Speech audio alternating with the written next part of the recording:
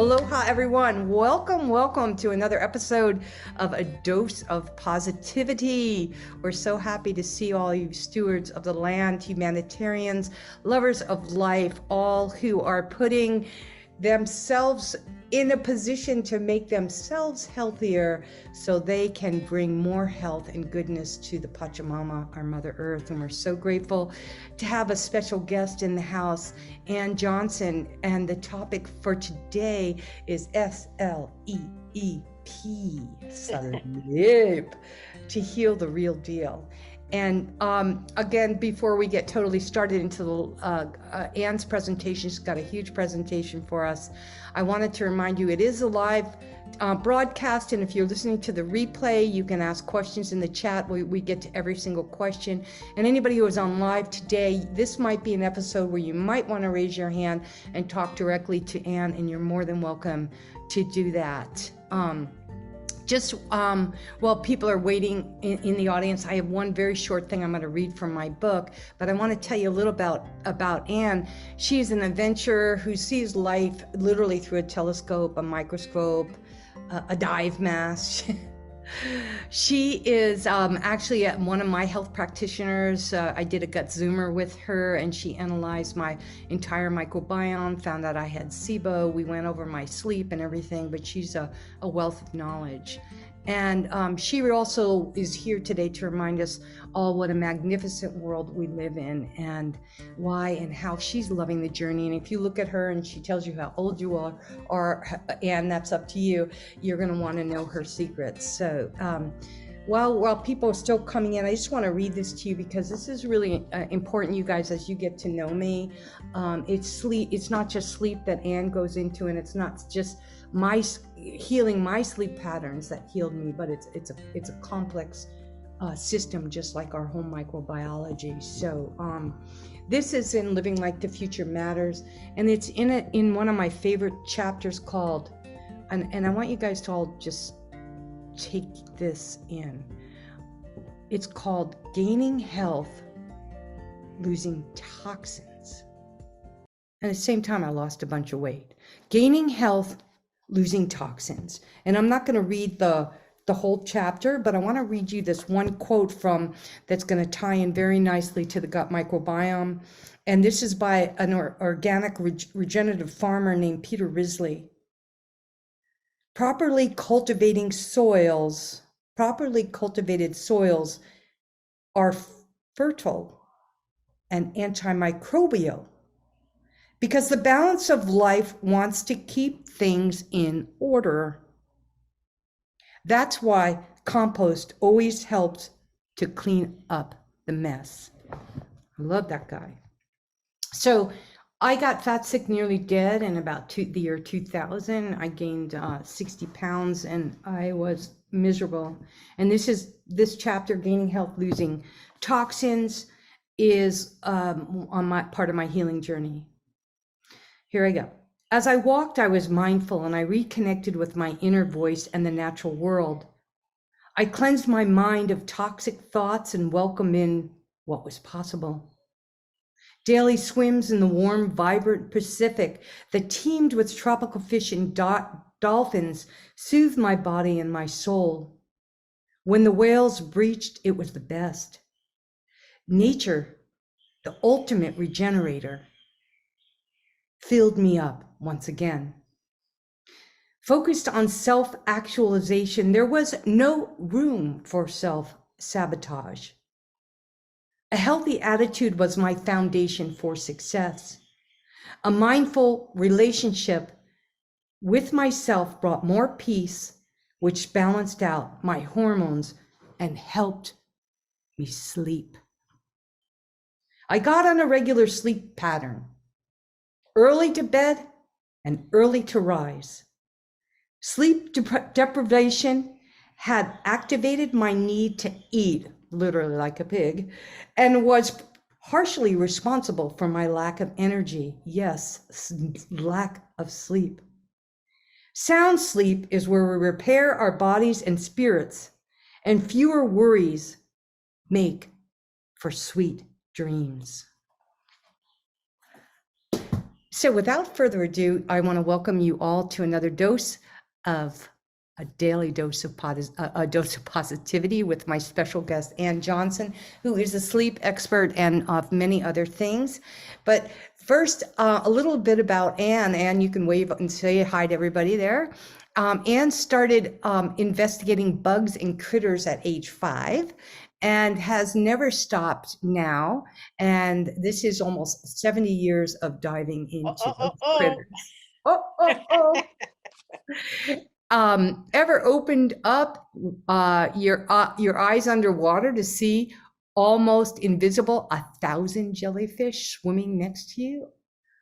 Oh, and parching 8,000 feet from a tiny airplane, landing, bouncing right on a cell wall.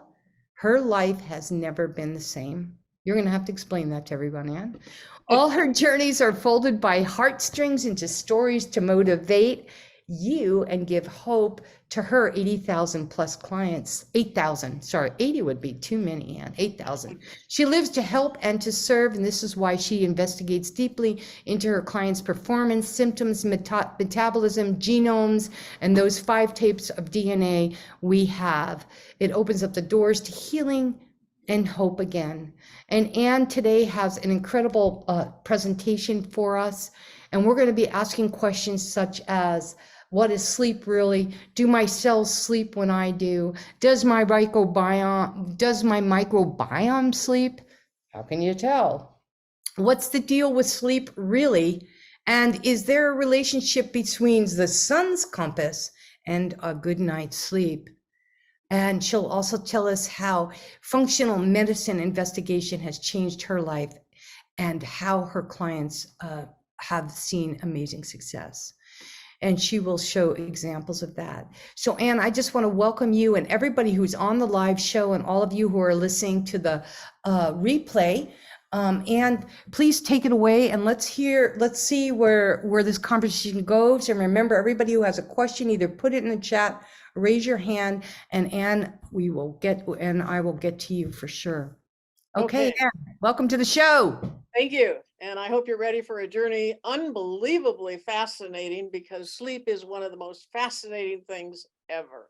So I am going to put it on screen share, and I am not really good with seeing the chat at the same time. So if I don't see your questions, just please raise your hand. We'll take care of that. We got it. We got you covered, honey. We'll covered? We got you covered. Okay. All right. So we're going to talk today about sleep being the real deal, but there's a lot of things about sleep that people need to understand. And I like to make it very simple by saying sleep, S-L-E-E-P. Now, I'm only going to give you the S and the P, okay? Because this is really cool. What does the S mean? Well, it means sun. Now, Donna wants us to put into life nature, how best to put into nature that when the compass of the sun rises in the morning, you wake up. Because that compass turns on all of your day genes and turns your night genes off. It's incredible. So you need that compass, but there are people that sleep during the day instead of at night. And we have a lot of midwives around here. I have a friend that has moved to Alaska, and he has gained over 100 pounds over that time. So there are reasons for that. The S is also sympathetic. When you lay down, you're in the sympathetic mode, fight the tiger. You're still dealing with everything that you have to deal with during the day. And you have to get to the P, which is parasympathetic. Rest and digest and sleep. You do not heal. I say again, you do not heal until you're in the parasympathetic mode. So if you go to sleep and you fall asleep right away and you're not healing, no, because you're in the sympathetic system. You have to change your vagus nerve into more parasympathetic. So do this for me. I'd like you to get your mitochondria into the parasympathetic mode. Take a real deep breath and hold it. 2, 3, 4, let it out. 2, 3, 4, hold it. 2, 3, 4. Now, what you're doing is establishing the air that your mitochondria need. How much air does a mitochondria need? 80% of every breath you breathe is taken by your mitochondria. So you don't breathe for you, you breathe for your mitochondria. And we'll see what happens when you are breathing well. The 2 up there is to the power of 2, because sleep is such an incredible power. It is not just a multiply, it is a power. So it's fascinating. My medical disclaimer, I'm a nurse, I'm a functional medicine graduate, over 11 years now. So I do not diagnose, but I do a lot of lifestyle, and it's amazing what we can do just with sleep. The P also for you to know is power. If you want more power, if you want your cape, okay, I grew up with Superman, 1950, 1960, Superman came out. Oh, I wanted that telephone booth and I wanted that cape. Oh boy, and Lois Lane, I tell you, that was something else. But cape and power is your sleep. You don't get any power from, you get some power from muscles, but guess when your muscles restore? At night. So this is a question for you. Do you want to live or do you want to be alive? Alive. If you want to be alive, raise your hand.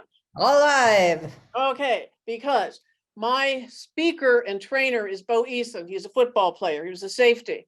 And he says, let's get your A game on.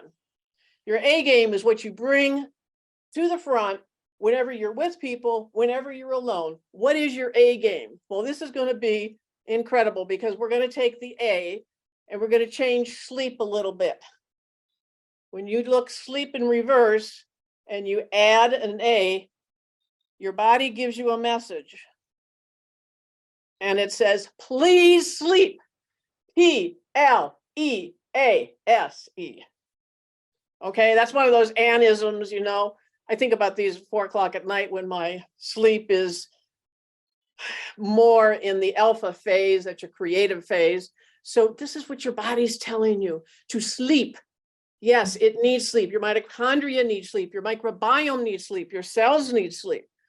Why? Because poor sleep is a cellular concussion. Cells get concussions. They break up, and mitochondria are the center of the cell death. They create apoptosis. But here's another thing called phagocytosis. This is when in your gut, when you get a bad pathogen, that pathogen is green over here on the left side of the screen. That pathogen is supposed to be eaten up by a macrophage, by a white blood cell. Then it's supposed to go into it, and then it's supposed to go into it, and it's supposed to get eaten up and crushed. And that's what macrophages do. They are the garbage eaters of the cell. But what happens with poor sleep? This is what happens to phagocytosis. Hey, Anne, can I say one thing? Are we supposed to be going through a series of slides? Because I'm just seeing the same slide up on my screen. I should be seeing, you should be, okay, thank you. I've only seen one, the Sleep Heal Real Deal. And I'm so intrigued with waking up the mitochondria. So I really want you to get into that. Okay, so you only saw this one. That's the one, the same one that's up there. My screen sharing is paused. Resume share. Yeah, so you might need to go backwards a little bit. And when you said the green thing, all I see is a green blanket. And I thought, that's the same slide. Okay, so I'm going to stop share, and reshare. Because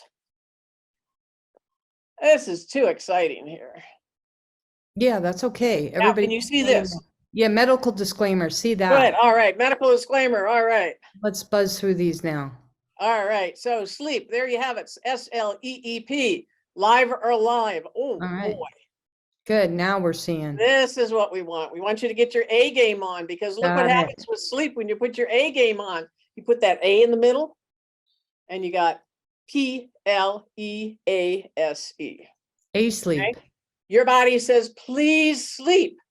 Please sleep before you put me in the ground, before I go 6 feet under, before I'm pushing daisies. Please sleep. That's what I want. I need sleep. I need to grow. I need to mature. I need to renew my microbiome. I need to do all these things. I need to recharge my brain. My brain sleeps at night, but it is regenerated at night. Mhm. So here's what happens with the phagocytosis. Phagocytosis is a way that your body eats up bacteria, kills it before it can harm you. Mhm. But if sleep is a chemical concussion, and this is what can happen to phagocytosis, to your macrophages. They go away.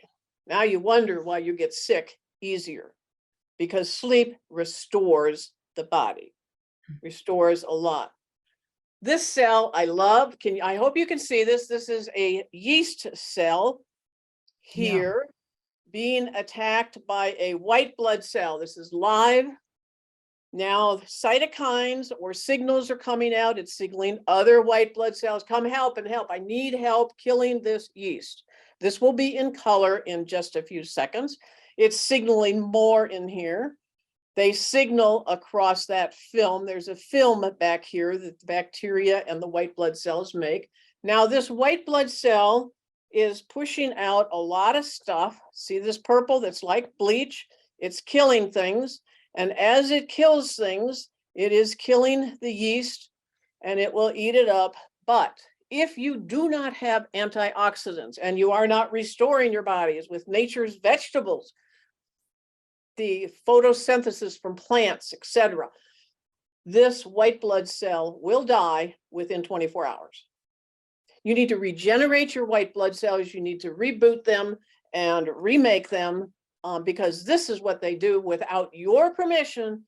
24 hours a day, they're killing cancer cells, they're killing bacteria that shouldn't be there, and they are working so hard for you. I tell my Amish and Mennonite clients, you got to be a lean, mean killing machine. Maybe not on the outside, but on the inside. If you're not a lean, mean killing machine, you're not going to be making a good life. It makes them smile. Mhm. Over on the left, you see what happens in diabetes. I'm not going to go through this because this is another talk, but your mitochondria actually die in diabetes, and you have certain switches that turn on. And one thing that I do want to mention is that with our hormones that nature can restore, we have a hormone called leptin, L-E-P-T-I-N, that Mhm. stimulates our appetite, sometimes too much. But if you are leptin resistant, just like you can be resistant in insulin, leptin will strip the brain of its neurons. So leptin resistance is something that can lead to dementia and other things. And we've got to be very cautious of that. So it is beyond insulin resistance. This is leptin resistance. Diabetes is extremely dangerous. So just some thoughts on that. Now, So, and just with the diabetes and the sleep relationship, have you seen with your clients a reverse in type 2 diabetes and pre-diabetes with sleep yes, intervention? we can change sleep. When we sleep better, we fight our glucose better. We wake up some of our beta cells, not all of them, but there is some recharge. Melatonin can recharge our circadian rhythm. It can also cause diabetes, and we'll see that in a slide later on. So our circadian genes are extremely important in turning on or turning off diabetes. Can we reverse diabetes through sleep? That's when the body repairs. So is the signal coming from the body to too much glucose, too much insulin, insulin resistance, damaging the pancreatic cells, lipopolysaccharides that we're going to see in just a minute with some bacteria can actually kill your pancreatic cell, your beta cells in the pancreas. So these lipopolysaccharides that this white blood cell is fighting can also be damaging. So on and on and on it goes. And what we need to do is be very careful with our diet and keep it clean. Good Okay. question. Okay, it's a convoluted answer. I know it's not an easy one-to-one because nothing in the body in this silo that can't go out to McDonald's to eat. You got to make everything inside. Everything is 5 molecules from another molecule. So you got to make a whole lot of stuff inside your body, which is really cool when you get biochemically invested in it. Hey, I just want to say one thing. I see Leslie, your hand is up. And if you can wait till she gets through these slides and then come back, just hold that question. We're not ignoring you, okay? And you can put in the chat if you can't wait, and then Tel will bring you on. Okay, go ahead, Anne. Okay, so this is the gut villi. This is mine about 1970 or so picture from a histology textbook. And I just want to point out that our gut in the small intestine is about tennis size. If you squish it all out, tennis court size, it has these long villi here. And this is dysbiosis. This is leaky gut here when the villi are separated. These villi can get shortened for many different reasons. You have a coating here called IgA, which can become very thick when it starts fighting bacteria. This is where 3/4 of your white blood cells live, called the GALT tissue, gut-associated lymphoid tissue. So if you start eating that dark Coke, for instance, and it's got too much sugar in it, it's got too much of this in it, it's got some high fructose corn syrup, these little fellas say, oh, what is she eating again? Corinne, what are you eating? We're going to make sure that you don't eat this again, because it sends a signal out and it says, she is eating that Coke again. We don't like that. And they open these little babies up and they create immediate diarrhea. Watch it when you get immediate diarrhea. That is a food that your white blood cells are telling you, you shouldn't be eating that. That's a message. Listen, just another cell, another one, just explaining it a little bit more. Now, when we have a gut, we have a number of different things. These are the microvilli. Some of you have heard of the glycocalyx. It's a water-like sieve that lives on top of your microvilli that we've only known for the last 2-3 years. And it catches our bacteria. That's where a lot of our probiotics and our bacteria live. But when you get some certain bacteria called bad bacteria, like Klebsiella pneumoniae, I hope none of you are eating, because this picture is ugly. I paid $50 for this picture. It is so ugly. That is Klebsiella pneumoniae. It lives in the gut, it lives in the lungs, it lives in the urinary tract, and it creates long streams of toxins, and they drip off here. They are called lipopolysaccharides. Those lipopolysaccharides increase your cytokines, which are chemicals in the body that fight against you sometimes, and that's not good. But when I asked one of the researchers with the glycocalyx, I said, what would happen if the glycocalyx met a Klebsiella pneumoniae? Because we know Klebsiella pneumoniae is aggressive and bad, and it eats and it drips toxins and it's horrible. He said it would take a spoon and eat this glycocalyx up because there's so many nutrients in it. That was really bad, but I was so glad I asked that question, because that's a real teaching moment.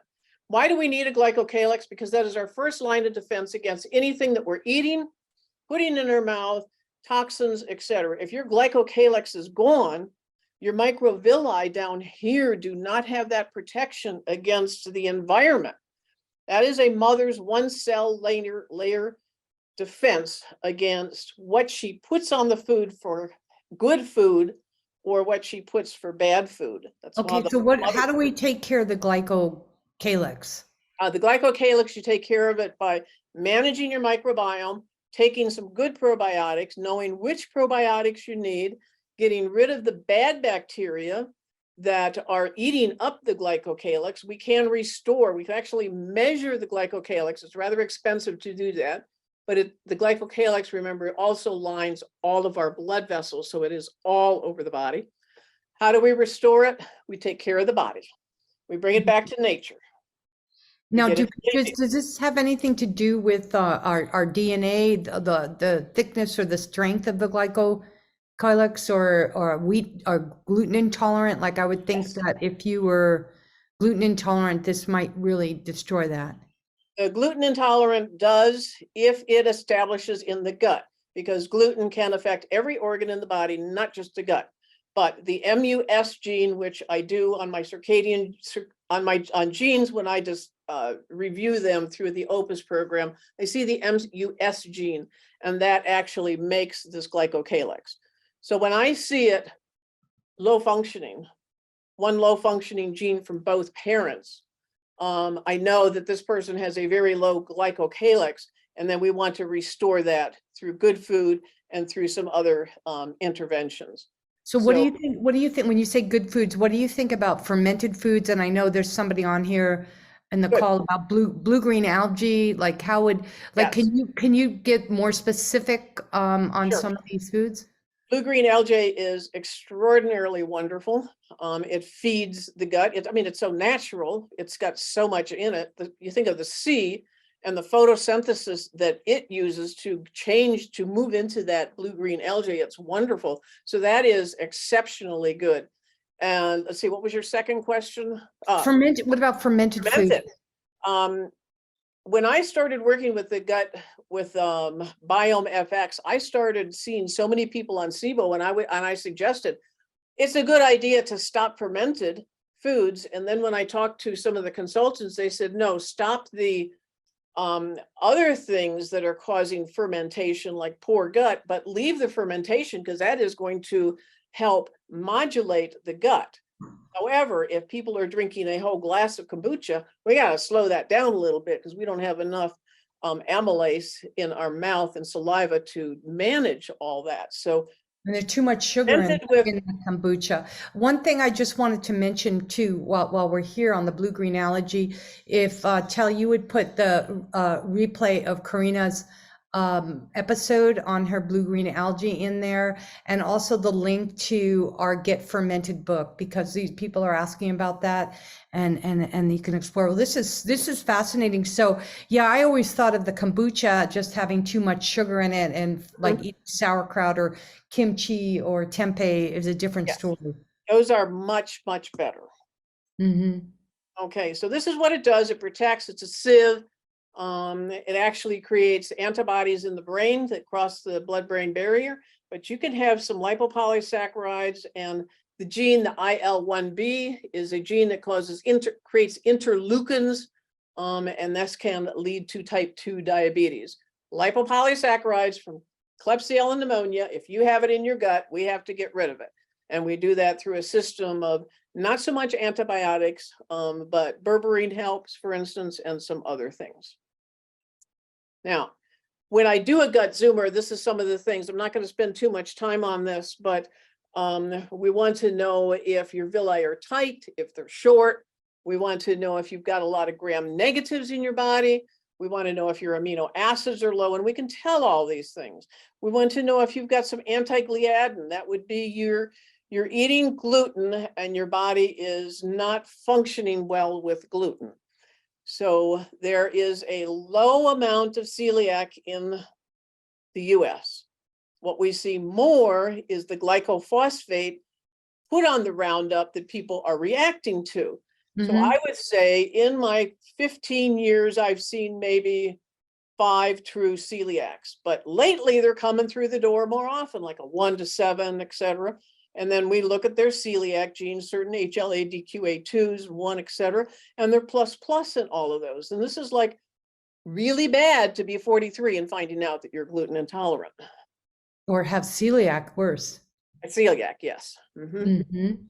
So won't spend too much time on this one, but But can you go over SIBO a little, because that's sure. relatively new. A lot of people know about irritated bowel syndrome, but I'm telling you, irritated bowel syndrome, when I was in my low, that was what kept me from sleeping. And now I know I have a little bit of SIBO going on after doing the gut zoomer, but Yeah, let's that's important that the SIBO kept you awake. SIBO is small intestinal bowel overgrowth. It can cause a couple of different gases, methane and sulfur gases and some other ones, and it causes it's a bowel overgrowth. So this is how I feel this happens.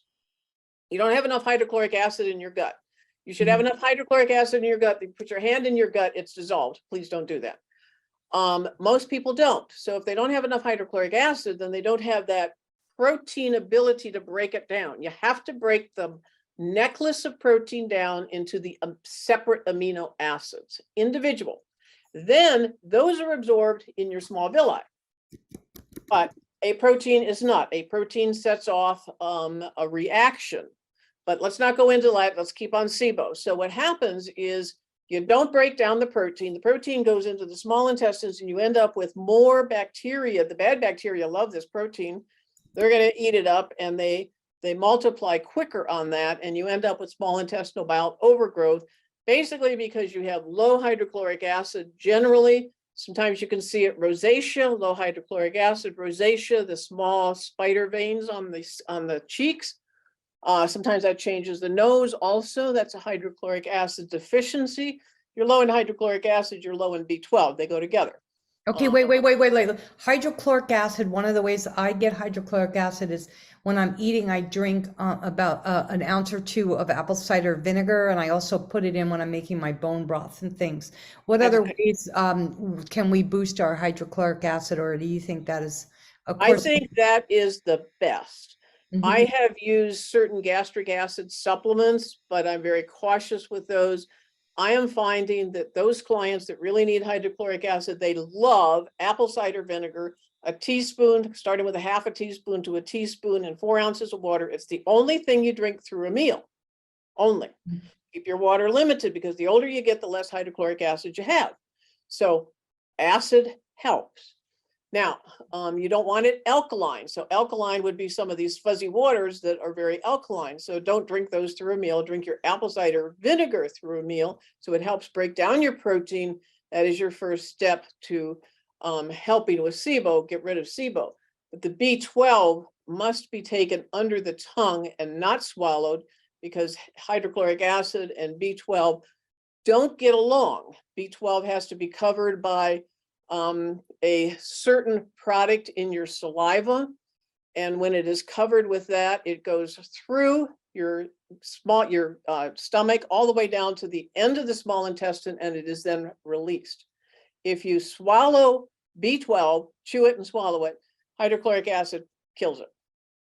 Put it under the tongue, let it absorb through the mucous glands. And you need B12 for about 90,000 things. I could have review all those if you would like me to.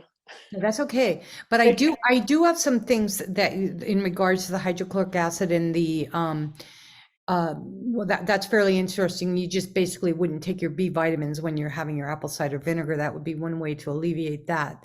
Right. But is there, as far as alternative to apple cider vinegar, I mean, what other foods are high in hydrochloric acid that we could also be? Some people like are in the chat here are going, ugh, apple cider vinegar.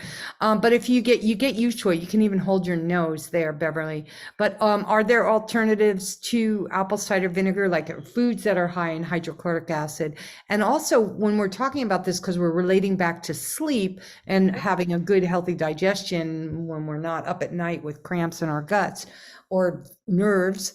So what are other foods or things that we can have? Because some people can't do vinegar, so what are some things they can have instead? Okay, so then I would get you onto a type in the internet for acidic foods and get a chart of acidic and alkaline foods. And you want them less than 7. Those are your acidic ones. Your alkaline ones are all the way up to like 14. So choose those and you'll find multiple different foods that you could eat with a meal that have more hydrochloric acid in them. Maybe not hydrochloric acid, but they are more acidic. Yeah. And that's what you want. And we can actually see your pH on the gut zoomer. I have seen people have a gut zoomer pH of all the way up to 9, and that's not good. They are not absorbing their hydrochloric acid and or their protein. Some of them are on PPIs, proton pump inhibitors. What does that do? Well, I do not feel that a proton pump inhibitor stops hydrochloric acid. What it does, according to functional medicine, is makes the esophagus not as painful to hydrochloric acid. Yeah. And then after a while, the esophagus says, well, maybe I'm a stomach, maybe I should be having more hydrochloric acid, and then you get some tissue changes. This is really good. Well, I don't have questions. People are shooting out really great things. So like someone put in lemon, and I know lemon is like the most alkaline food that you can eat. So that wouldn't be considered acidic. Is that correct? Right. And actually right now in the group, we're going to be putting a link of this great graph that will show you the different fruits and vegetables, the alkalinity and the acidity. And And most fruits and vegetables are pretty much alkaline, especially in the raw state. So this chart will help you guys. And then another thing in regards, because you're shooting off some really good stuff, so I want to keep up with everybody's questions so they don't hit hard at the end. Um, and so you were mentioning B12 because B12 is so important and that it does get affected by the hydrochloric acid. So we want to make sure to take that separately. So would that mean is it best to eat the B12, have the B12, and I understand we want the type only that goes under our tongue, instead of swallowed. But is it better to eat that with food or without? Like most vitamins, like really, can you talk about that and also the time of day to taking vitamins, certain supplements, because certain supplements you don't want to do blue green algae before you're going to bed. You'll be up all night because it gives you so much energy. So just talk a little bit about when is the best time to take your supplements, with food, without food, water soluble, oil, and so that we can get rid of that confusion Okay. B12 should always be taken after a meal, like after. finish your meal, put it underneath your tongue, and then you go off driving to work or whatever. So give it about 10 minutes to absorb. I ask my clients not to take it after 2:30 p.m. or it will keep you awake. So we take one in the morning. You can go up to one twice a day, which would be one at noon after the breakfast meal, and then again maybe either midday or right after lunch. If you test B12, you may find, if you test serum, you should never test serum for B12 because you need a transporter to get B12 into the cell. So that's called MMA, methylmalonic acid. So if you're on high doses of B12 and your doctor says stop it because your serum level's too high, well, that's just telling you got serum B12. I need to know your MMA, what the red blood cell or the cells are using. Yeah. Now, go ahead. I was just gonna say because I know supplements too, like I have started sleeping a whole lot better since I stopped taking a whole lot of supplements. Yes. And I only take my supplements, which is the blue green algae, which we put Karina's link in there. It's this one particular brand that is super gentle and great. And then I do moringa powder and both giving me good energy. And then and then tell you put the link to the gem vitamin. I just started taking this vitamin and you want to check it out too, Anne. It's just loaded with good stuff. And I do that all in the morning and then I stop supplementing and in the afternoon I'm just that keeps me all the way through and then just whole foods. And I know that that has really helped my sleep because I was too many of these supplements can really mess up with all those layers of that gut layers that you were showing in that really great slide with that ugly Yeah. ugly bacteria. So can you talk about that a little bit more about just supplements and the types of supplements? Should they be powdered or those some of those supplements are like horse pills, and then Right. that really affects your digestion. Okay. And also talk about magnesium and some of the other trace minerals. Thank you, Colleen, for popping in all these things. Okay. Magnesium, like that is one thing, like I take Calm at night sometimes, or I drink cherry juice, for instance. I don't know if you can see because your screen's up, but I do cherry juice. That's one thing I'm having right now while I'm talking, loaded it with magnesium. It So also has melatonin in it. has melatonin in it, huh? I didn't know that. The Good. cherry juice Yeah. does, huh? Natural melatonin. Right. Yeah. And Tart. natural melatonin is needed for so many things. But taking your supplements on magnesium, never take an oxide. That's a cheap one. They put it in so you don't get diarrhea. Yeah. Magnesium glycinate or malate are the best ones. There's also a threonine magnesium. That's more to feed the brain. So for energy, for sleep, and to make sure that you are not constipated, I do not allow my clients to be constipated. It increases their risk of cancer, particularly ovarian or breast cancer, and especially if they're overweight or have thyroid problems. That's the triad that goes right to it, like Yeah. so. Magnesium, magnesium, magnesium, magnesium glycinate, 1 in the morning, 2 at night. If you're not pooping, if you're still constipated, increase your magnesium based on your stool. Malate I find helps more in the morning. Glycinate helps more at night. Now that's So kind of a chunk full right there. Maybe you have something or a link that people could follow up on that, because you and I we could talk about that all day long. Right. That's a lot of information right there. But I also love the idea of complementing these certain specific foods. And you'll notice there is a chart in the feed that we just put up with the alkaline at the pH of certain foods. So take that to heart and that information. Until we'll try and find something on the magnesium and pop that up there as well. Okay, we'll get on with this great presentation. And everybody, thank you for popping in here. Hopefully we're answering your questions, and keep them coming. Okay, Ann, thank you. You're sparking lots of plugs. Good. Now, when we sleep, I have developed a skill-based framework for best circadian sleep. Mm-hmm. There are 20 things you need to do before bed. There are 10 things you need to do while you're in bed. Ooh. In order to help sleep. There are 8 things that you need to do to fall asleep. And people like to fall asleep within the first half hour, an hour. There are 20 things you need to do to stay asleep. And that includes nocturia. A lot of people with nocturia. And there are 10 things you need to do to wake up. But the most important thing in red is your wake and your sleep switches. Waking is more important than sleeping. Well, it's kind of natural because you got to wake up, but there's a wake switch, and you will feel that when you get good sleep. All of a sudden you roll over, you wake up, you're out of bed before you even know it. And that is your wake switch turning on. It takes about 60 things for that to work. So there's adenosine molecules, there's a whole bunch of other things. And then there's a sleep switch. And we're going to get into the sleep switch just briefly, because I want to show you a couple of things that happen with your sleep switch. This is the glycocalyx. This is one of my referrals, and I won't explain too much of that just because of time, but she had a lot of insomnia. She had a bad glycocalyx, she had diabetic risk, and she was pregnant. Hard case, really hard. But this was another case, insomnia, secondary to concussion. 2 years after his concussion, he fell on a cement floor, 18 feet down, wasn't found for 2 hours, taken to the hospital, helicopter. And this was his brain 2 years later. This is what we see. His concussion was still here. Here's your nose, here's your ears. You want a green brain, you do not want a red brain. Back here in the back is what we call the contracoup, where the brain hits in the back. So the brain, whenever it's hit, it's 2,000 layers, keep moving for days on end.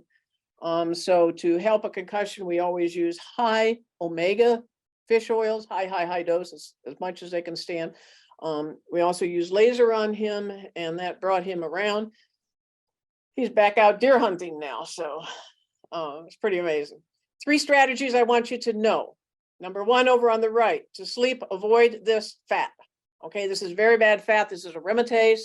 And for men, aromatase is a female hormone. It takes your testosterone and moves it to E2 estradiol. And men, as they get more weight on them, end up with more female characteristics. So this is not good, but they can't sleep then. And women can't sleep also if they have a lot of weight on them. So 3 strategies to help sleep. Your body temperature must fall before you go to sleep. Sleep in a cool room. Sleep with a light blanket. And then when you're ready to fall asleep, your body will actually grab for that blanket. And then you're in a deep sleep. Your body temp, you need to sleep in a cooler room because your brain has to cool to sleep. There's some amplitude of circadian oscillations. I'll show you those. Those are incredible. Circadian oscillations in the gut and the liver. And what happens when you're not sleeping? These are actually reversed. So if you're wondering why your gut is bad, it's directly tied to sleep. And then there's ATP energy. People need energy to sleep. So you eat your biggest meal with some carbs in the morning so that you make energy to sleep at night. It takes that long to dissolve it and get it into your body. Well, that blows intermittent fasting out the window. You gotta, depends when you're having breakfast. And intermittent fasting is wonderful for your mitochondria. They love that. It's wonderful for energy, etc. But you got to think about what the body needs. And hopefully you're not going to intermittent fast throughout life. There's going to be sometimes you are eating some breakfast. You do have to feed your sleep in order to get sleep. It takes energy to sleep. Yeah. Like This is, I just want everybody to hear that. That's so important. It takes energy to sleep, right? So, but it takes the right energy, not a handful of peanut M&Ms in that's the, right. so it's the right kinds of carbs, those complex carbohydrates, Yeah, the whole food kinds of carbohydrates, because taking the carbohydrate of like a beer is going to really mess with your sleep. right. And And and, really, and we should be eating 3 hours before bed because your body puts a sign out. We are closed, curtains down, towels yeah, are dried, fire's out, don't eat. It happens, food goes into fat if you eat 3 hours before bed. right. This is Dr. Strogatz. He back in 1987. I love math, in case you haven't guessed by now, but he developed this, and I saw this and asked permission to use it. He developed this thought in the research and through math that your temperature oscillator in your body and your sleep oscillator are joined. In other words, your body, when the temperature of your sleep of your body in a cool room goes down, sleep onset happens. Mathematically proven. It is so cool. And there's your cosine and all the rest of that if you get into that. So well, I have to spend too much time on that, but No, God, this gotta hour. sleep in a cool room. The sleep in the cool room is challenging for people who live in the very, very tropical environments. So Mhm. there's like we have people on the call here in the Philippines, and sometimes it just doesn't cool down. So what do you recommend? I mean, as far as cooling a room down, I mean, or what happens? If Number you, one, don't take a hot bath before bed. yeah, or Okay. anything. Cool off any way you can, even with a spritzer. There are some cool mats. I haven't found any that I really like, but yes, in the equator areas, it is going to be warmer. So we always have that challenge, but many people do relate better to that than somebody who is born in Alaska, for instance. So I Mhm. can't answer specifically to your questions, but This is good. do That's what good, you Nora. can to And cool. also just taking like cold cloths, and wiping yourself down with cold cloths. Right. But somebody just put in the chat, and I just want to get this because the time's running, and I want to make sure this gets answered. And someone's talking about having a green smoothie before bed, and I'm just cringing because green smoothies are like have spirulina and blue green algae, and those are like pump you up. So you definitely maybe having a little yogurt or warm milk before bed. What do you think about that? I mean, if someone is really having a hard time, but take the green out of the smoothie, right? What do you recommend for someone who does, maybe they're a little older, or they get hungry in the middle of the night if they don't eat, Mhm. they need to eat more. What would you recommend in the evening like that, Anne, if someone needs Okay. something? First, I check the cortisol, make sure it's not too high, make sure the body's not running, the temperature, not the thermostat in the body, the thyroid is, running too much. There's a reason people get hungry because your body is supposed to shut down 3 hours before bed. So when you start training your body, these things happen. What do I recommend? Slowly cut the food, but get your thyroid, get your functional medicine labs tested so that you know if you've got hormones that are out of shape, if your thyroid's out of shape, etc. Take the slow way. Don't cut the food right away because if your blood sugar raises in the middle of the morning, you're going to need some food. So you got to get the blood sugar under control. And that is an art. Okay. Yeah, which is So up for time for another show. And someone else is asking, is it okay to blend ACV? I think that's avocado with silica with lemon juice. I don't know, like, I'm sure that's okay. Leslie, we'll talk about that maybe towards the end if she can't answer that, but those all sound like very healthy things there. Um, yes, yeah, instead of apple cider vinegar, you could maybe do something like that. yes. But well, I know you have plenty more slides to go, so uh, keep going, honey. Okay. Sorry. Amplitude of the waves. I do want you to see this one. All So right. your sleep when the sun rises in the morning, or if you use a light, and you find the light that I recommend is on my site, wildheartwellness.com, go up to affiliates. And I recommend that light because it does a number of things. But first, light must come in the eyes to turn off your night genes and turn on your day genes. Most people are sleepwalking through life.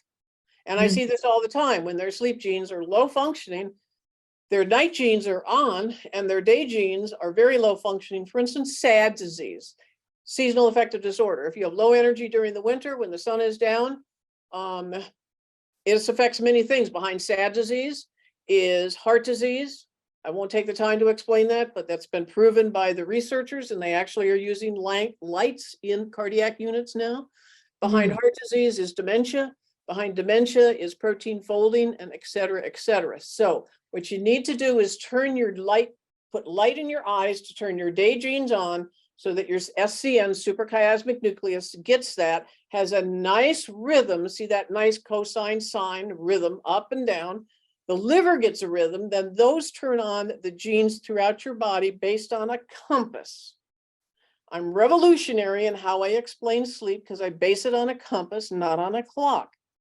And Landers used to say a clock that's not working is right twice a day, but a compass can't change.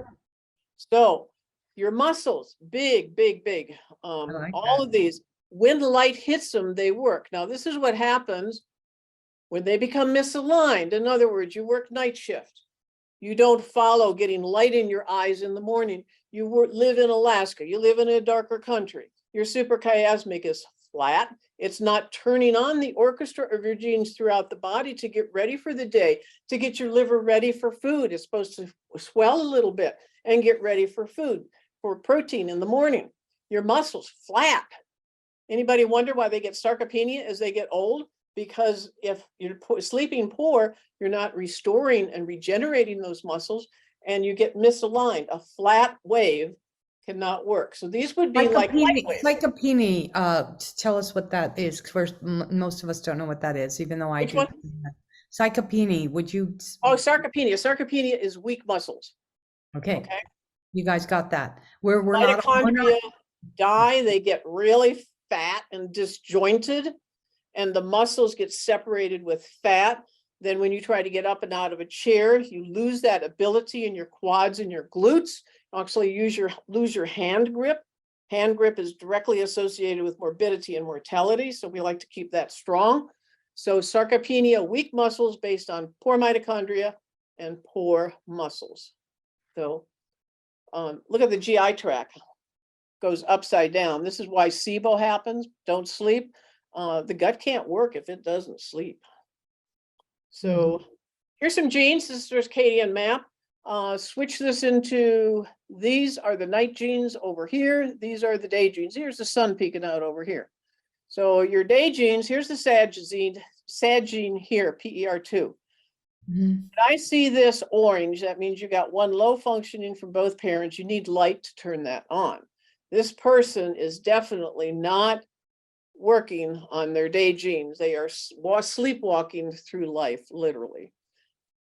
I had a young man, he's 58 years old, had renal cancer, never felt well all his life. We did some work with him. We got him on a light, and within a week, he got back to me and said the light has changed his life because he's never felt that alive. Now, he died about 2 months later, but we have the wonderful thought that we gave him some really good wellness before that happened. So the light is incredible. And speaking of light, I just want, and what you were mentioning about the fellow who gained 100 pounds in Alaska, and I know some of the people on this call are in Alaska and in very, very northern hemisphere. So, and I did have, when I lived in Alaska, I had one of those lights and I had to sit in front of it all day. But now the light from our screens, I would like you to address that. And also a thing that I really want to make sure people leave with this is like, first thing in the morning, you don't get up and look at your computer or your phone. You get outside and look at that sun, because that turns on that's that clock, and that you keep talking about is like we have these societal things that disrupt these natural rhythms. A bird doesn't get up in the morning and check its emails. Either does a coyote or anything. That's right. So we really need to look at our not just our sleep patterns, but if we want to have a good sleep pattern, we have got to look at the patterns that we are doing in our daily light, like getting up in the morning, like Ann said, bringing in that sunlight. It triggers all these things in our minds to just to say, hey, the day has begun. And Yes. just like there's a certain time of the day to take our supplements, certain time to eat, certain Mhm. time to sleep. So with taking in that sunlight and getting out into nature, if you, this is proven science, and we'll try and find an article. I will put it in our Facebook group. There is so much evidence that people who spend time in nature and breathe fresh air out there using their bodies to either harvest fruit or climb a tree versus sitting in the desk or walking to the office and break room and having a cup of coffee is night and day with your sleep patterns. Getting outside and being in nature and observing the systems and cycles of nature and working with the systems and cycles of nature are very critical to your sleep pattern.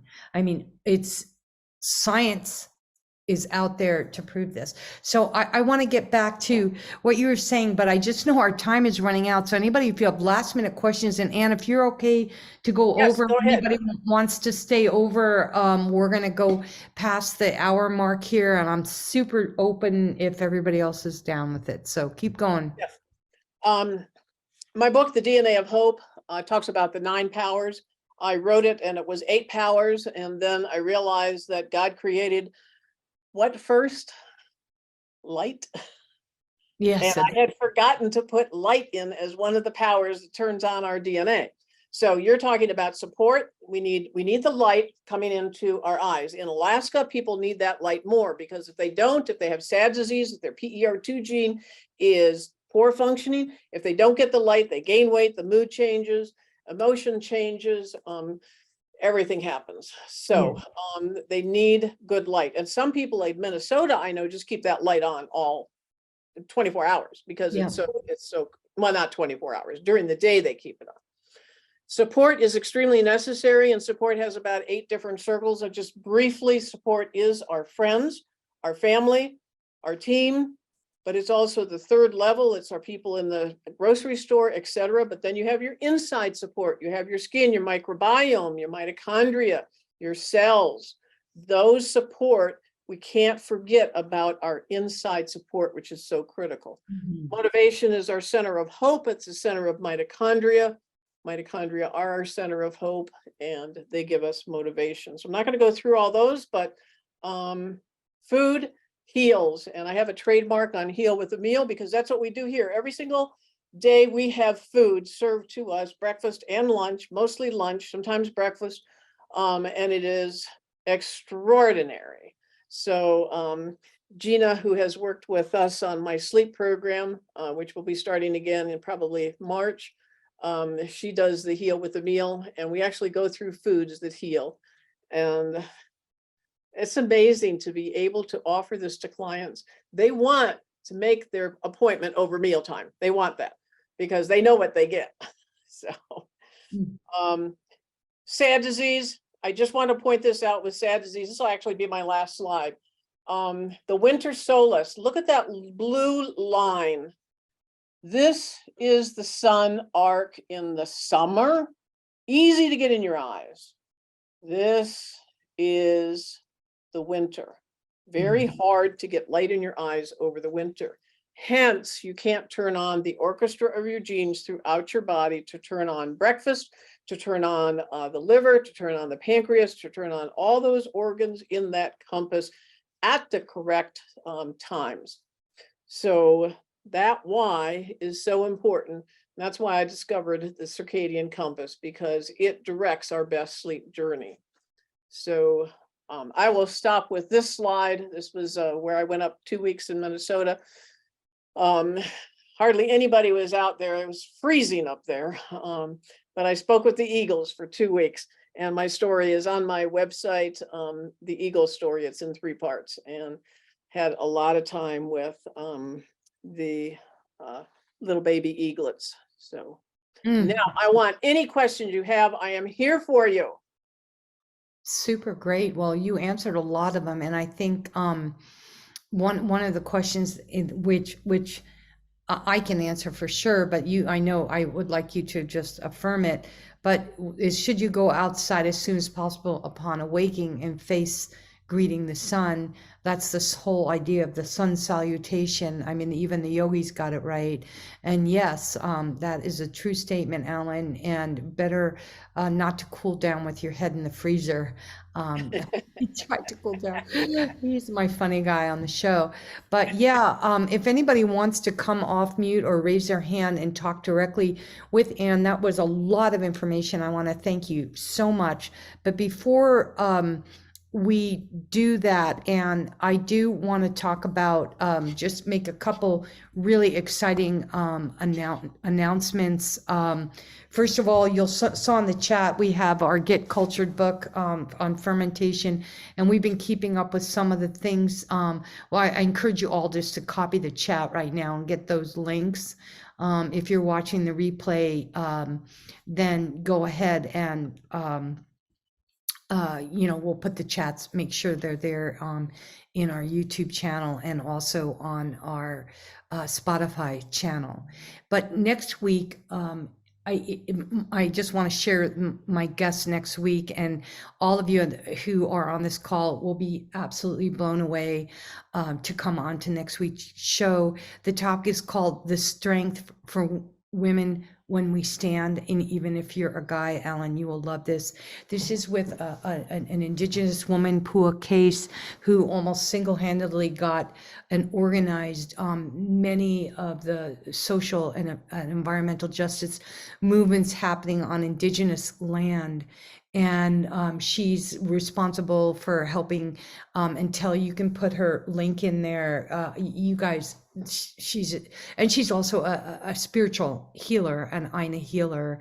And when I met her, anyway, she's helping keep Mauna Kea safe and not build all these telescopes with all this. They want to go like 9 stories down into the ground, and there's going to be a lot of nuclear waste. It's just horrific.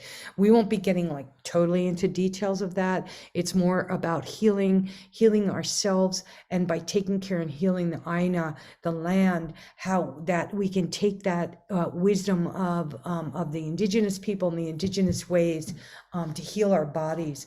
And like I said, I met her because when I was going through all of these challenging things with my teeth, her and I were going through a very similar thing.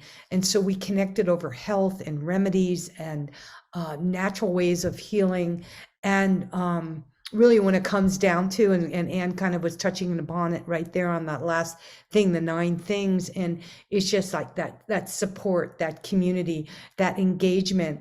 In when you are involved in something that tires you out, like a kid, they're playing soccer so hard or they're studying really hard. I mean, when you are engaged in something that really means something to you, it's gonna tire you out. And not only are you going to sleep better because physically you're tired, but also mentally, you can rest assure. You can rest assure that you have done something good for yourself and for the planet and for future generations. And when you go to bed with that, and you go to bed with those prayers and those blessings and that gratitude that you're going to get from Pua Case next week, the way she presents things, it gives you goosebumps and makes you grow 2 inches tall to come rise into your pride. Okay, so I hope you'll all come on and rest assure that she will get us all thinking and challenging us in ways that are beyond that we ever thought we could go. So I hope you'll all join me. And so I'm back onto the chat. And also we're going to put my blog in again, because I touch on that blog on several things that Anne spoke to, but there's also other things about the mitochondria that I think will blow your mind in that blog. And I also give you some excellent resources in that blog. So go ahead and put that in again. So there's a couple questions here. one person, I think we addressed it, Beverly, sometimes there's no sun for days either in Toronto, like in Alaska. And this sad light, the light, I don't know, Anne, you had a specific brand, maybe you could pop that in the chat, and Beverly, you can have a look at that light. And then, yeah, and yes, Anne, you're asking, is computer light harmful at night? And computer light is harmful night and day. And there's more people wearing glasses and having more optical problems now. And a lot of it, there's many studies out there on the effects of this of artificial intelligence, and also these lights. And so the blue light blocking glasses, that's what I'm wearing right here, are definitely helpful for that. But the best thing to do, and this is something that I really want to encourage all of you, and Anne, I think you'll agree with me about the computer screen and the light and how that's really disrupted our children's sleep patterns.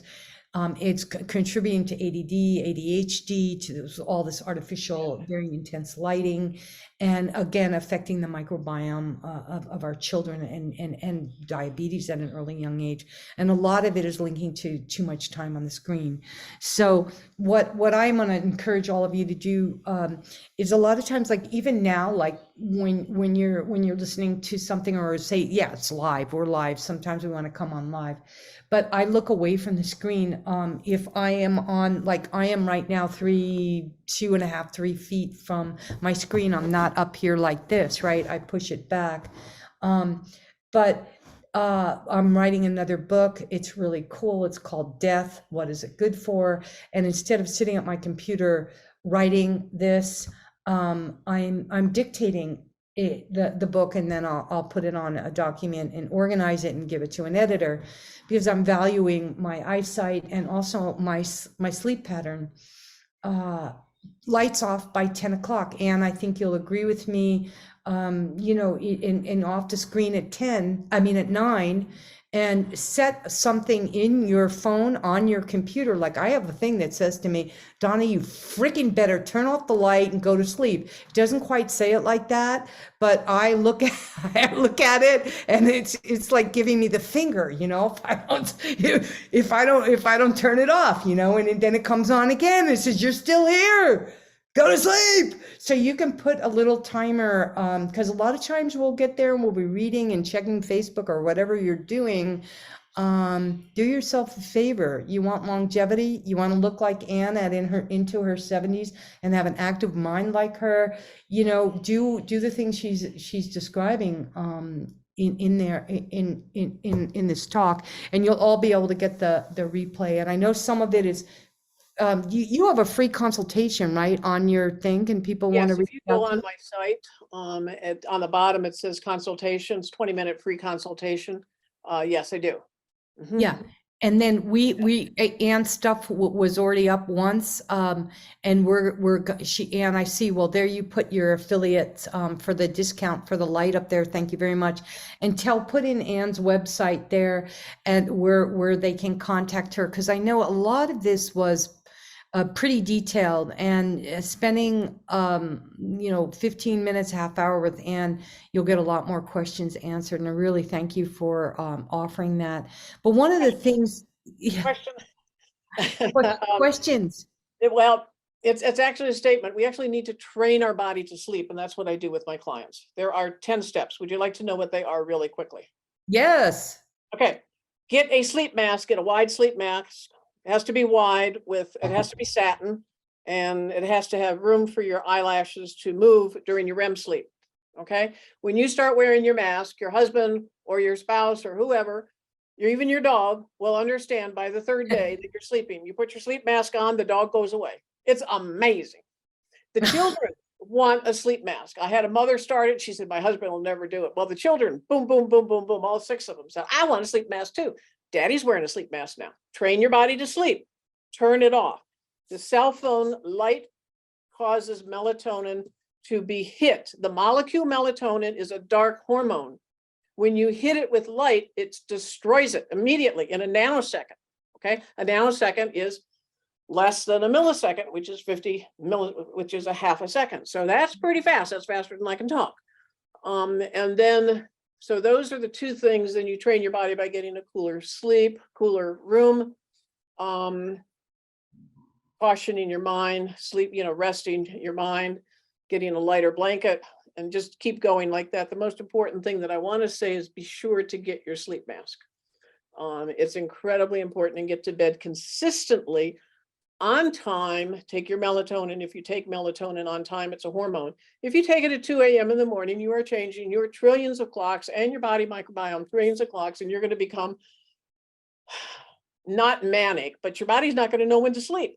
Because 10 o'clock is the time we should get to bed based on the sun rising. And then melatonin starts rising at 7:30. Then after your melatonin rises, your cortisol starts going down, and your adenosine. Now, if you know anything about ATP, which is the molecule for energy, it's adenosine triphosphate. Adenosine is used a whole bunch of times in the body. Adenosine becomes a sleep chemical. That's pretty cool. Adenosine rises as you sleep, but you have to get rid of it in the morning, and you make ATP. Isn't that amazing? Again, everything's 5 molecules from each other within the body, because you're a container. You can't go out to McDonald's to get this stuff. You can't get ATP at McDonald's. Sorry, McDonald's. Anyway, get your sleep mask. Get your sleep mask. I like that. Yeah. Oh, Alan has a question. Alan, come off mute. Anybody who wants to come off mute. Mama Donna, we have a question from Facebook. Yeah. So she asked, this is from S.L.E.E.P. Yeah. She asked, what do you think about doing enema and how often? Enema, you said? Yeah. Okay. How does enema affect your sleep? And yeah, that's interesting because, yeah, can you talk to that? We don't use them in our group, but they're, what is it? The Gerson protocol, I believe. Yeah. With carrots and celery juice, etc. They use it a lot, but I haven't found many people that really can handle that type of thing. Coffee enemas. Yeah, the coffee enemas, yes. It's a pain. It's a pain in the ass. My question for Ann, many Yes. moons ago when I was at Rio Rancho building the fab for Pentium 1 ship, that was many, many moons ago. We worked 7 days a week, 12 hours a day. I think it was 5:30 to 5:30. I did that for a year and a half. I think we had one Christmas off. That was it. No life. I was single at the time, so I had to do everything myself. I tried to go to bed by about 10 o'clock, but I woke up at 3:30 with the alarm until I got to the point where I basically woke up before the alarm. Okay. I tend to still have that tendency to wide awake up at 3. I wake up at 3 o'clock and my brain's clear and I'm thinking clear. Can I break that? Yes, you can. The body is very plastic. In other words, it can flex. Okay. You have to train your body to do these things. And training is like an Olympic athlete consistently. So start working on your time to sleep consistently, whatever time that is. The earlier you get to bed, like between 9 and 10, the more deep sleep you get before 1 a.m. After 1 a.m., your deep sleep starts going down and your REM sleep goes up. Okay. REM sleep is a lighter sleep. You only heal with deep sleep, parasympathetic deep sleep. So you can train your body. Get a mask, get a light, use your light in the morning, and work on your food so that you don't eat 3 hours before bed, because your body can't digest food at that time. Gotcha. That is a horrific thing that you went through. That should not have happened, but it did. But you were probably also exposed to a lot of toxins, which will wake you up at night. Toxin is the major reason why people wake up at night, because they can't sleep. They can't get into a good deep sleep because the toxins need to be gotten rid of. So there's a number of factors. I would sign up for a consult and see what we can do for you, okay? Because it's more than just that. It's free, you know? Okay. That's great. So yeah, my husband wakes up too like that. And a lot of it too, one of the things that a technique that we do besides gentle breathing and saying what we're grateful for is listening to and this, Alan, what we do at 3 or 3:30 if my husband wakes up is, instead of looking at the screen, is turn on sleep meditation music. And and they take you into, like Anna's saying, the different phases of sleep. And if you to get into that deep state, and it's very rhythmic and very soothing. And even if you think you're not sound asleep, it does work on relaxing you, and eventually you will fall asleep, and you just might not wake up. So make sure you turn it off. That's more loving than a 2x4 upside the head. Yeah, that's true. That's right. If you really want to wake up strong when you get up and your cortisol, if your cortisol isn't too high, I strongly suggest my clients do like 5 to 10 planks or squats to increase their cortisol in the morning as soon as they put their feet down on the floor. Now, some people don't want to do that. They'd rather dance or do something else, and that's all right, because some people don't like to do those things. So that's okay. But if your cortisol is too high, you don't want to do that. How do you know your cortisol is too high? Well, instead of sleeping on a bed, you're sleeping on the ceiling. Your cortisol is way high. It's like you can't get yourself into that bed and really feel a deep sleep. So. Yeah, very good. So anybody else have any last minute questions for Anne? Because we're way past time. And I have just a few more minutes before I have to go to an appointment. So I just want to, Beverly, are you good? Do you have anything you haven't and would like to say? Please say. Take off mute, honey. Anne. It's just that I can't get to bed before 12 o'clock. And then I wake up probably at about 9 in the mornings. Mm-hmm. If, depending on your schedule, you change your time 15 minutes. I like 15 minutes a week. So if you could start at 11:45 and start training your body, get away from the television, because television is just like a cell phone. It destroys your melatonin. So your natural chemical raises at 7:30 at night and should put you asleep. But television and lights, even these lights.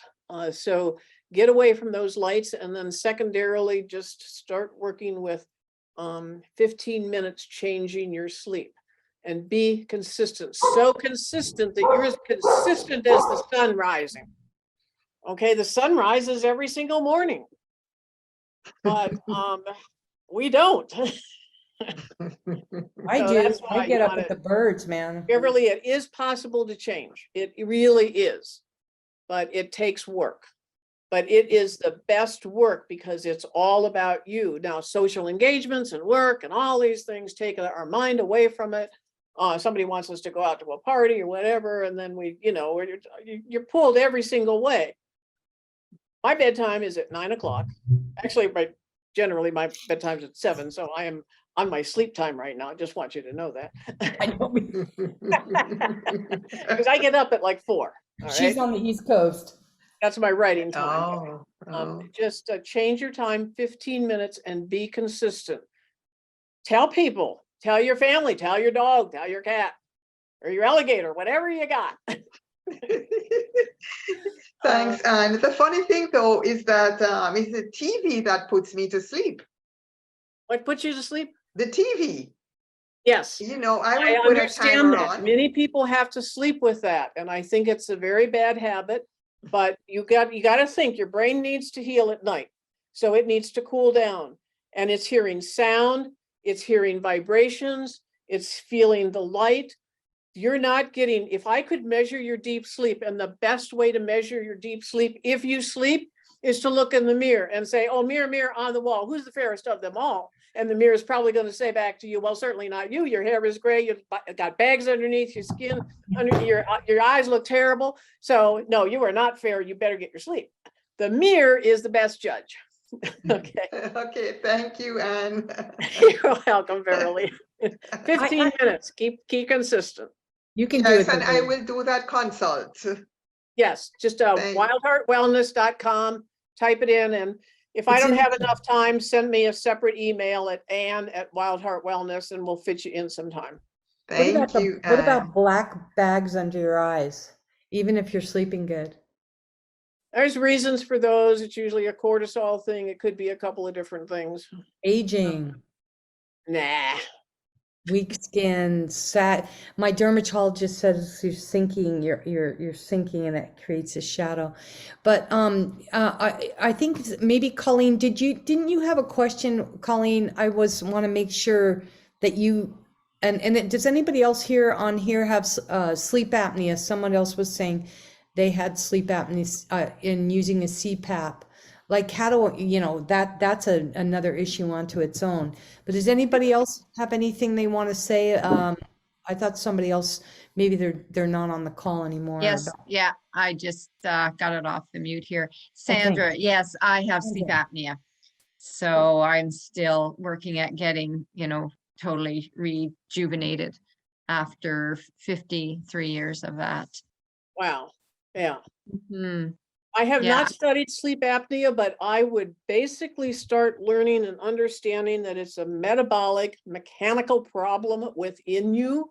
Yeah. And we should be able to reverse this. And one of these days, maybe by the age of 75, I'll have some time to start looking at that, because we can reverse cognitive decline. We can reverse Alzheimer's. That's what I do in my clinic. I can reverse I've had clients that have Alzheimer's and dementia, and we reverse it. I'm certified in that, but it's got to be a lung challenge. So maybe you're like one of my clients who I studied her genes, and she had asthma. Her father had asthma, and the grandfather had asthma. And we found a gene, a rare gene, and this is what I do for my clients. I really study their genes. This is beyond 23andMe, okay? We found a gene that she doesn't have a lining of her lungs. Now that's pretty amazing. So we started her on a supplement regimen, and she's been very faithful, and she hasn't had any asthma for, I'd say, at least a year and a half now, which she had a lot before. That's good. So these are the things we find, and I believe it's a mechanical metabolic challenge within the body. Is it lung? It could be, but your lungs are connected to your brain, which is connected to, the hippocampal area, to your hypothalamus. Everything's connected. Yeah.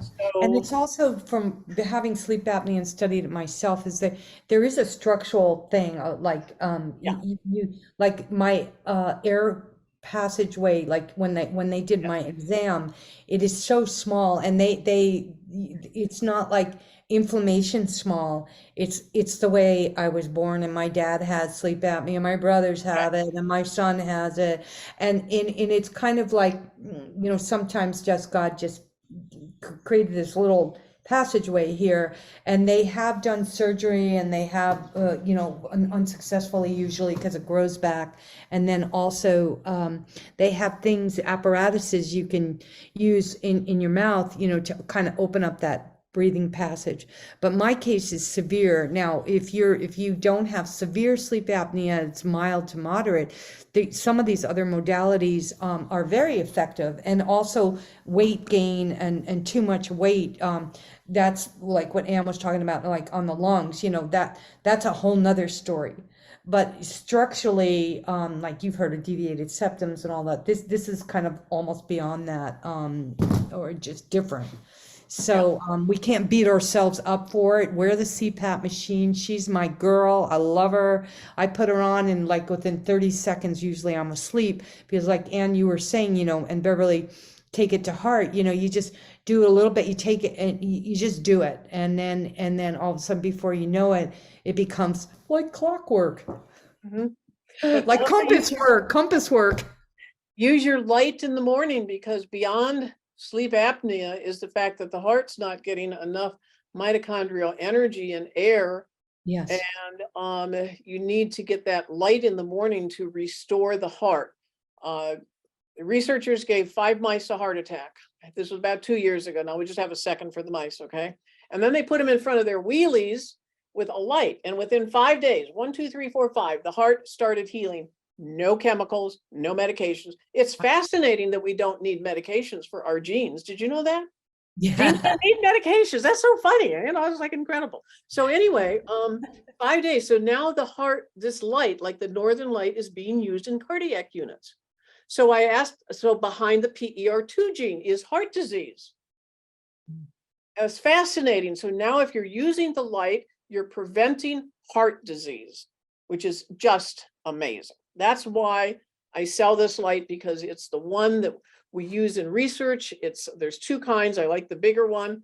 The bigger one is out of stock right now because it is winter. It's on So our website. the smaller one. But this light works. If it restores heart disease, and this research is really, really deep. But in the end, they said, this really should be in all cardiac units. Oh, and by the way, it's good for prevention. Well, I got that in the first sentence, because when you talk about light and heart, it's amazing. So yes, we need the light from the horizon in the morning. We need the light from our northern light during the early morning hours. We need to turn off the cell phones and the rest of them. Yeah. And we need to start taking care of our body. Be consistent. Consistent. And Sandra, definitely read my blog. I talk about what ended up happening to me, like, which ties into what Anne's just talking. I have SVT and AFib, two valves that don't function, like it's arrhythmias.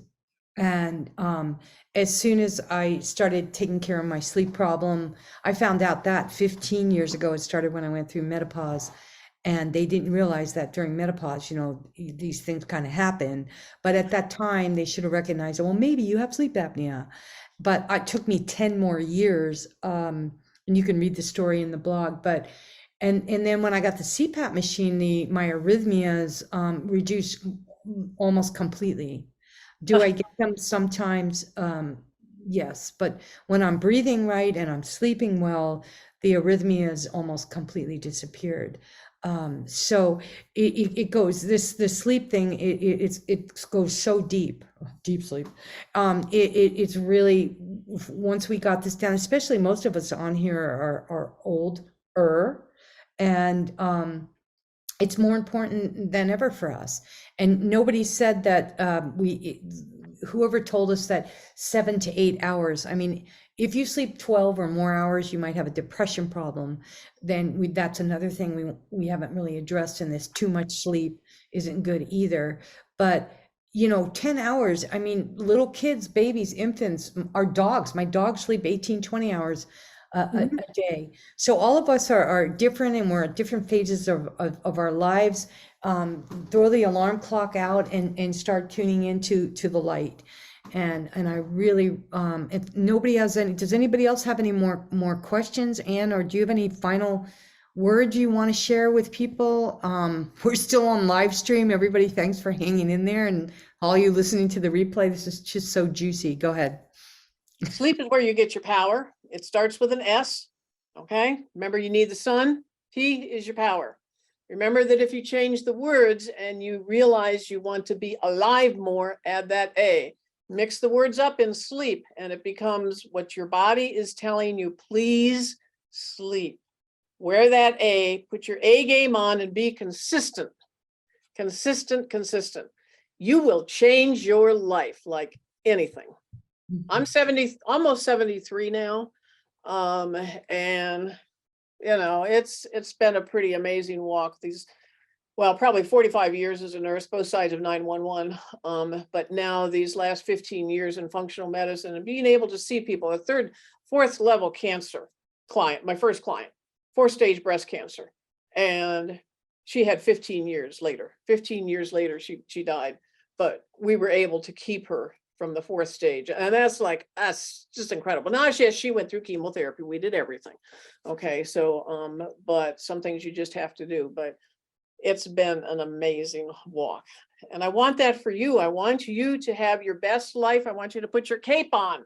Okay. Get that cape, and that power is in your sleep. Boy, with that said, signing off. Powerful woman, Anne, thank you so much. I'm sure we'd all love to have you back on the show, talking more about the gut microbiome or something. I know that everybody, when they stay on this long, really, really appreciate and enjoyed all the information. And I want to thank everybody who has with us here live today and listening to the replay. Awesome. Another dose of positivity. May you have one each and every day. And Tell's going to put the link in to show you how you can get a daily dose. And we'll see you all next week. Come on and listen to Pua share her indigenous ways of not just healing ourselves, but helping to heal the planet. And I want to just say to you all, big love and aloha. Thank you. Thank you. Hi, everybody. Thank you. Bye. Thank you.